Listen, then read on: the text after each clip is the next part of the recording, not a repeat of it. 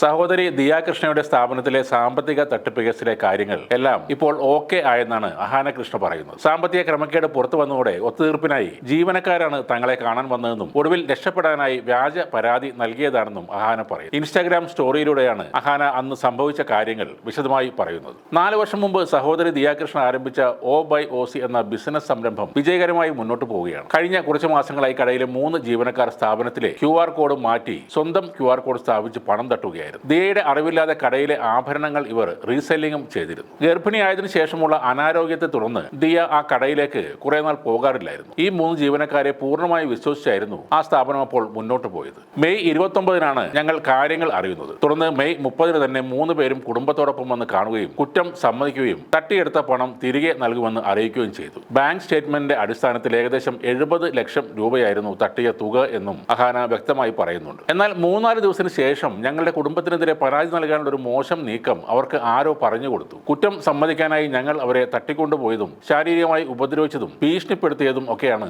ആ പരാതിയിൽ പറയുന്നത്. ഒത്തുതീർപ്പിനായി അവർ ഞങ്ങളെ കണ്ടതാണ് സത്യത്തിൽ സംഭവിച്ചത്. വളരെ മാന്യമായ രീതിയിലായിരുന്നു ഞങ്ങളുടെ എല്ലാം പ്രതികരണവും. ജൂൺ 2-നാണ് അവർ വ്യാജ പരാതി നൽകിയത്. ഇന്ന് രാവിലെ അവർ എന്റെ കുടുംബത്തിനെതിരായ കെട്ടിച്ചമച്ച കേസിന്റെ വിവരങ്ങളും പുറത്തുവിട്ടു. ഇതിലൂടെ കുടുംബത്തെ അപകീർത്തിപ്പെടുത്തുകയായിരുന്നു. അവർ കുറ്റം സമ്മതിക്കുന്ന വീഡിയോ പുറത്തുവിട്ട് അവരെ തുറന്നു കാട്ടുക എന്നത് മാത്രമാണ് തന്റെ മുന്നിലുണ്ടായിരുന്ന വഴി. അതാണ് സംഭവിച്ചത്. ഇപ്പോൾ കാര്യങ്ങൾ സമാധാനത്തിലാണ്. ഈ 3 തട്ടിപ്പുകാരും അവരെ ഇതിന് പ്രേരിപ്പിച്ചവർക്കെതിരെയും ഞങ്ങൾ നിയമപരമായി മുന്നോട്ട് പോകുമെന്നും അഹാന ആ കുറിപ്പിൽ പറയുന്നു. നേരത്തെ ജീവനക്കാർ കുറ്റം സമ്മതിച്ചുവെന്ന് കാട്ടി കൃഷ്ണകുമാറിന്റെ കുടുംബം ഒരു വീഡിയോ പുറത്തിട്ടിരുന്നു. ആരാണ് ആദ്യം തട്ടിപ്പ് തുടങ്ങിയതെന്നും എത്ര രൂപ തട്ടിയെന്നും അഹാന ചോദിക്കുന്നുണ്ട്. സത്യം പറഞ്ഞാൽ ഇത് ക്ലീനായി ഡീൽ ചെയ്യാമെന്നും അല്ലാത്ത പക്ഷം പോലീസായിരിക്കും തന്റെ സ്ഥാനത്ത് നിങ്ങളെ ചോദ്യം ചെയ്യുന്നതെന്നും അഹാന പറയുന്നു. എത്ര നാൾ മുൻപാണ് ആദ്യം പണം തട്ടിയതെന്ന് അഹാന ചോദിക്കുമ്പോൾ ഓഗസ്റ്റ് മുതലെന്ന് ജീവനക്കാരിൽ ഒരാൾ മറുപടി പറയുന്നു. കുറ്റബോധം തോന്നിയോ എന്ന ചോദ്യത്തിന് 3 പേരും തലയാട്ടി അത് സമ്മതിക്കുന്നുണ്ട്. വളരെ കൃത്യമായ ഒരു കുറ്റസമ്മതം നടന്നിട്ടും വീണ്ടും ദിയ കൃഷ്ണയ്ക്കെതിരെ കൂടുതൽ ആരോപണങ്ങളുമായി ജീവനക്കാർ രംഗത്ത് വന്നിരുന്നു. കള്ളക്കേസിൽ കൊടുക്കുമെന്ന് ഭീഷണിപ്പെടുത്തി 5 ലക്ഷം രൂപ ദിയ കൈപ്പറ്റിയെന്നും സ്വന്തം വിലാസമോ